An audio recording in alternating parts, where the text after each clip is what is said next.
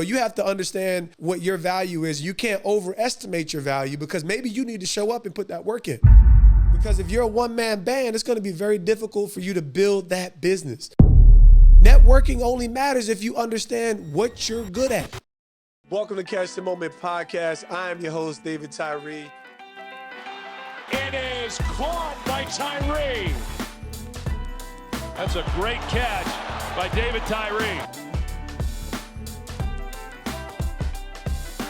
Oh my God. This ball's thrown and Tyree just goes up for it like a basketball player. Yo, welcome to Catch the Moment podcast. It's your host, David Tyree. Yes, your boy is back with some solo episodes for 2024. This is where you come, bro. This is where you come to get you through the pain points, the process, get you to your next level on your journey to get great done. Today, I'm checking in with a hot topic that we had from last year. We're going to dip back into a little bit of networking. So, I'm going to take about a minute and bring you the last 3 years has been the marketplace season for me. Being in athletics, being an athlete, just kind of having this one targeted focal point, this dynamic gift that I could kind of lock in on and hone and craft and be specific and detailed with. It was really a special journey, right? You start young and you hit the lottery when you're able to get that D1 meal ticket. You even hit the Mega Millions, and I ain't getting no millions though, don't trip. But you hit the Mega Millions when you get back into the National Football League. You get that unique 1% opportunity. But honestly, business and entrepreneurship is something totally different. You have to have a myriad of skill sets that to bring to the table that get you out of that focus lane of being a wide receiver with one assignment that you're going to bring to a collective team. Now, the teamwork of a team, it gels perfectly with the marketplace, but today we're going to lock in on networking. What is the value of it? What's some advice that I can give every single one of you? Because at the end of the day, you kind of you run your life very similar to a business and you might not even know it. So people who are very skilled and disciplined and focused and vision oriented in their life, they can be dynamic in the marketplace just by transferring the same skills, the same discipline, and the same work ethic to produce tremendous results. So I say, everywhere you go, we have this statement from a good friend of mine, everywhere you go, there you are. But so the same strengths, the same liabilities, they're going to follow you until you get the opportunity to hone them and work on those weaknesses or find relationships that can help to supplement those skills, right? Coaches, mentors, pastors, teachers, leaders. You need that ecosystem. And today we're going to talk about network just to understand what's the value of it, right? I'm going to give you a little bit of my advice on it, help to frame this out a little bit in a way where maybe it's, you use this word organic, maybe it's a little bit more fluid, right? A little bit more fluid to make sense of it. Is there value in it? What's the best advice? And, really, what do you want to accomplish when you consider networking? What is it?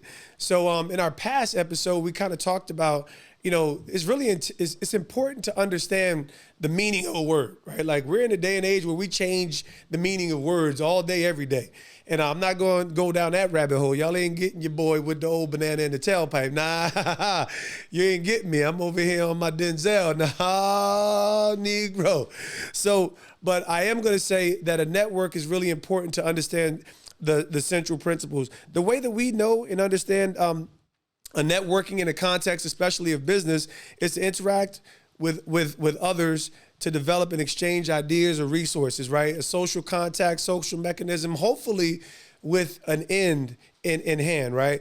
And that's one thing that I'm really intent on. Have a goal. Have a goal, have a purpose, right? Everywhere you go in the spaces of life and leadership, people will ask you, what's your why?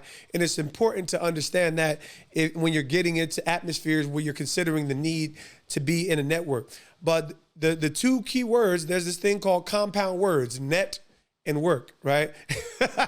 And I always put the emphasis on on the work that's involved with networking. So people say you got to do it, but they don't understand that it's work. It's work involved. And wherever there's work involved, there has to be an intent. There has to be a little bit of a vision. There has to be an objective, right? And you need to be able to clearly define why you're going to go out to this meeting. Why are you going out there? Who are the people, right? In any good story, right? Any good story, there's questions that we need to be able to clearly define. So today I'm going to talk about networking in the frame of why, what, right? These are the questions we ask. Why, what, who, when, and sometimes how, right? And I think that's kind of how you want to be at every networking opportunity, right? And so I'm going to give you some advice, and we'll talk about this. But networking, if you really want to boil this thing down, everything that you do in life, not just networking, it boils down to relationships and resources. Relationships and resources.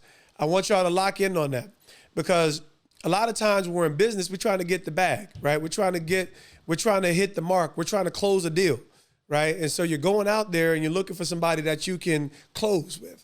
Well, it takes a little bit of time to get to close, right? It takes a little bit of time to get to close. So, but ultimately you have to be able to find the relationships that align, right? Well, what is business, right? The business is about the exchange of value and services for goods, usually money, right? So everywhere you go, when you consider whether it's not just a networking event, it's an opportunity to pursue a relationship. It's an opportunity maybe to pursue multiple relationship with the similar values, similar goals, similar exchange. At the end of the day, everything is about a value exchange. Every single one of us, we have 24 hours in a day, right? 24 hours in a day. If you're young, you got those same 24 hours a day. I'm not the spring chicken anymore. I'm 44 years old out here in these streets. I'm 7 kids deep. Leala Tyree, she want my time. Her love language is quality time. So if you want me to get out here in these networking streets, it better be a purpose. There's $1 attached to my time, right? Because time is the one currency that we're not going to get back. So back to networking, let's frame this thing around the value exchange through relationships and resources. So first, you need to know what do you have to bring to the table? Okay? When you think about networking, what do you have to bring to the table, right? What are you good at? What are your skills? What is your value proposition, right? If you're young and you're fresh out of college, you're still looking to define that with clarity. You might have a degree, right? You might have a skill. You might have tremendous soft skills, but if you don't have hard skills, right? There's a difference between soft skills, the leadership skills, the drive, the work ethic, those internal things. But then you got to have, if you're walking into the business world and you don't have a clear, hard skill, man, I don't know what to do with you. It's like I'm a coach, but I don't know exactly where to put you in and at what point to put you in the game, right? It's like, can you shoot threes, right? So I would tell this to my athletes. I'm still talking about networking, because the networking is about the environment where you're going to find the relationships and the resources that you need to fulfill an objective, right? The objective might not be a sale just yet. The objective might be a lead, right? So before you get to a sale, you got to have a lead. You got to get a fish on the hook, right? And that's really the whole thing. So when we're talking about who, we have to define the audience. You have to define the audience. Who are the people you want to be with, right? A lot of people are attracted to sports, so they want to get into sports. It's a very small, super close-knit community, right? So the best way to get into sports is through another person, not through a skill set.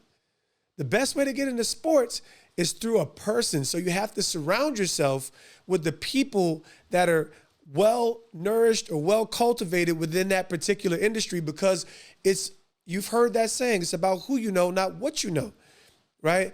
Now, if you're really good at what you know, if you're really good at the skills, the hard skills, if you're a photographer, if you're taking great photos, if your videos and your edits are high quality, everybody's looking for dynamic workers, right? And let me just school y'all to the game. It's not that many people that are so great at their craft. It's a lot of people flooding the market. They're just flooding the market. When I grew up, it was the mixtape era. 50 Cent was known, and Cameron and these guys at the time, they were rappers, and they were flooding the market through the streets, right? So there's two ways to provide value: by And that's what we have with social media. If you could be so consistent with quality content, you can grow a following. Or you can provide the Bitcoin theory. You can provide immense value with scarcity. Every time you open your mouth, you're dropping some gold, right? It's gold because there's limited quantity, the value drives up. So both ways you can grow your business. If you have such high value, you can drip it out, right? That's the supreme fashion industry, right? It was like they did these drops and they had everybody lining around the corner. They created value around their brand. Well, every single one of us, we're now in the age of brand development. You have to know what you're good at, what value you're bringing to the table, what's your story, right? So let's bring that all back to the context of networking. Now, I'm going to tell you what my beliefs is around networking. I don't believe in networking for networking's sake. At this stage in my personal journey, I bring too much value to the table. I have too much of a deep story, a powerful story as an overcomer, as a champion, as being one of the best that's ever done it as a special teams player in the National Football League, being a champion, having a historical resume on the football field, working in the front office in athlete development, leading, coaching, development. So to get me out, it's going to cost you. But I have some goals as an entrepreneur, whereas I'm a young, I'm a seasoned entrepreneur because I have everything that it takes, but I don't have all the resources. So I need resources.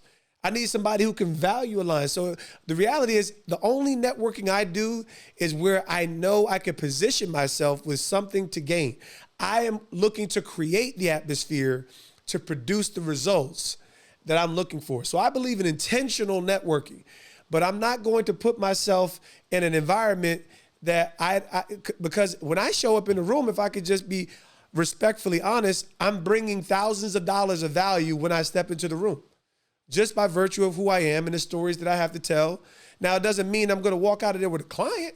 That's absurd. I still have to prove myself everywhere I go. So I'm still out here grinding just like you, right? But at the end of the day, I know my value and I have to create boundaries around just showing up. Right? Because when I show up, they say, "Hey, did you know David Tyree coming to the event tonight?" Not that I'm the biggest fish on the block, but I'm enough of somebody to say that would warrant a story to be told, right? And everybody loves a good story, right? Everybody loves a good story. So you have to understand what your value is. You can't overestimate your value because maybe you need to show up and put that work in. Maybe you need to show up and keep telling your story on why you're so good, showing your photographs, telling your story in a way where it's persuasive. So I'm only into intentional networking where I can kind of, respectfully control the narrative. It doesn't mean I won't show up anywhere, but for the sake of understanding that I have created value in so many different ways, I've launched the Catch Camp. We're looking for investors, right? We have a unique value proposition with the camp. I have a unique value proposition when I go and speak. I have a unique value proposition when I'm a consultant as a leadership development trainer. So listen, I can help maximize and bring people up to the level of success that I've had. So networking is contingent upon you knowing that for yourself, right? So the importance of me going through this is I want to help you understand. My advice in relation to networking is know your audience, right? Know the places. So if you're in real estate, you only need to be in places where people who can enhance your business, your book of business. If you're not good at marketing as a realtor, you need to understand that you need to position yourself with marketers to help you build that business, right? Because if you're a one-man band, it's going to be very difficult for you to build that business. You might not be good at everything. Let me help you understand the 4 pillars of business. The 4 pillars of business, right? Because networking only matters if you understand what you're good at in your book of business. Are you in sales? Are you in marketing? Are you good at operations? Are you good at finance, accounting, right? At the end of the day, those are the 4 pillars that everything else springs from. People might have other job opportunities, but they kind of fit within that realm of business. Even marketing and IT, everybody needs process and systems. That's where IT comes in. But at the end of the day, process and systems were created before the internet. So everybody has a process and a system. And we need to figure that out. That kind of sits under the operations hub. So there's 4 pillars that we need to understand from business in general, but you need to understand that some of your skill sets need to be clearly definable within one of those 4 pillars. You have to have something that you're selling. What are you doing? Why should I listen to you? Right? So you need to first know that to be able to define your audience that's worth going into, right? Because you don't want to just be showing up at everybody's event. Right? Everybody got something that they're trying to accomplish. What are you trying to accomplish? That determines whether it's worth going to. What are some of the other things you have to know? Let me help you understand what makes things extremely successful, right? It's 1,000 ways to mess things up. And I find that in general, you don't have to be perfect to be successful, but you do have to have, there's a synergy between motives and intent and then our actions, right? So I kind of have this little quadrant, for lack of better terms, right? You can have the right motives and you have the wrong decisions or actions, and we kind of get a foobar, right? You can have the wrong motives and you can still, have the considerable actions, and eventually that ship is going to crumble, right? Because you have the wrong motives. If you don't have the best intent for people around you, then you're gonna kind of take advantage of people, whether you know it or not, right? If it's all about you, there's gonna be some liabilities by the wayside. It's gonna be some collateral damage. You know what I'm saying? So even when you think about what your motives are, is your motives to get rich? Okay, everybody wants to be successful. That's why we have Catch the Moment podcast, because I want you to be successful. I want you to win, but winning can't be at the expense of others. That's why it's so difficult to be a Super Bowl winner. You have to galvanize a group of grown adults who have found success at different levels, had different experiences with different coaches. Now here they are. They're at the pinnacle of success, and you have to persuade them to run through brick walls. That's what makes football so amazing. I got to persuade 85 plus dudes to run through brick walls every day, to put their bodies on the line, put their families on the line, put their brains on the line, right? And for a common goal. Now, everybody wants it, but what makes these Andy Reids of the world so amazing is they could create an environment where that's attainable. So trust, right? Trust is the drawbridge, right? Trust. That's why transparency. Y'all see DT3, truth, transparency, and transformation. That's the formula that's going to allow everyone to find immense success. So back to networking, intents and motives is right.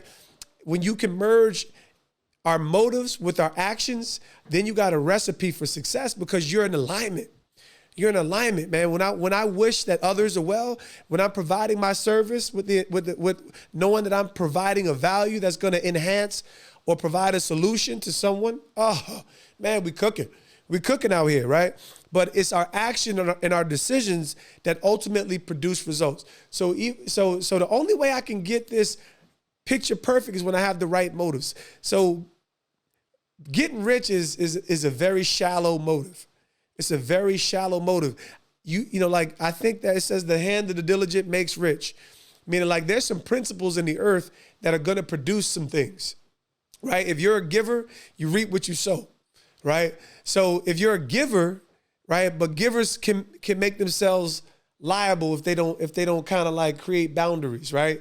So, but ultimately, if I know, the good thing about me is I know who I'm giving to. Everything, I don't give expecting a return from people. I give expecting a return from God. That's what kind of secures me. So I know that return is going to be hit. So that's my advice. Be very intentional when you advise. Put yourself in an environment as much as you can when you don't have to control the narrative, but you really want to be completely in sync with the narrative of any networking event, right? So whatever your business is, whatever your goal is in relation to what you're doing, what your skill set is, what you're committed to within your business, you want to be aligned with that. Put yourself in a position of people that are smarter than you. You hear this a lot because it's important, right? Be in a room with people that are smarter than you, or maybe even more seasoned. You might be intelligent. You might be freaking Albert Einstein, right? But maybe you need the experience. Those are the things that you want to do, right? So what are the benefits? The benefits can be amazing, but you never want to walk away without something, right? You never want to walk away without the relationship or the resource. Networking for networking's sake is retarded. Like, don't just be out here, Like, yeah, man, I'm just going to this event, man. You know, my buddy invited me, and yeah, man, it's cool. It's going to be successful people there. Well, what did you walk away with? Right? What did you walk away with? You need to walk away with a relationship. And at the end of the day, the work is the follow-up, right? Why get somebody's card if you're not going to follow up, right? And because you need to be able to determine if you can help them or they can help you.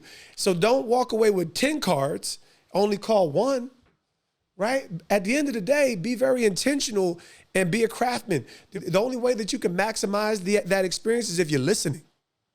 If you're listening, right? So if you're talking too much, you might not be listening.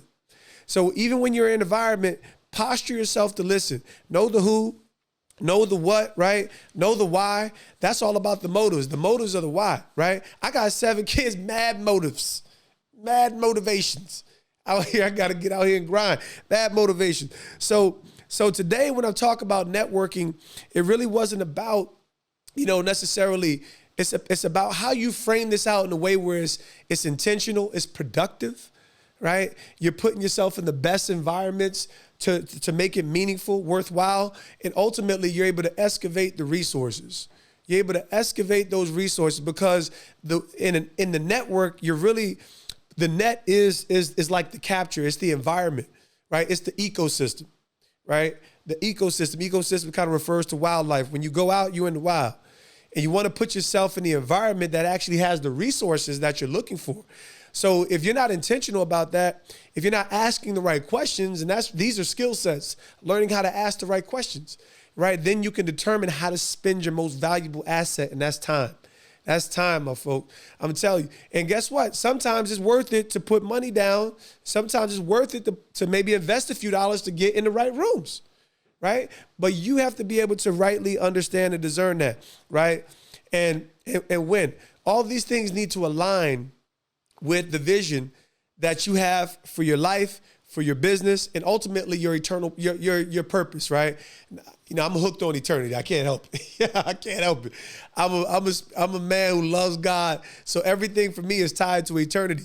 Because of my security and my relationship with God, I know that my steps are ordered. So I know when I know what God has for me, then I can kind of walk in line with that.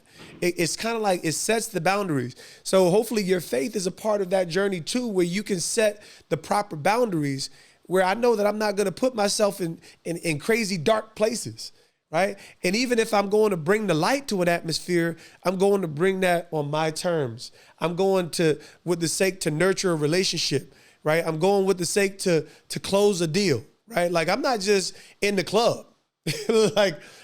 No, you can't find me in the club with a bottle full of bub. That doesn't align with my purpose. So even when I'm doing business, that's not the business that I'm looking to do. I'm like, you want to get, oh, listen, man. And I'll get a Shirley Temple. What you want to do? You know what I mean? Like, what you drinking? Oh, man, listen, man.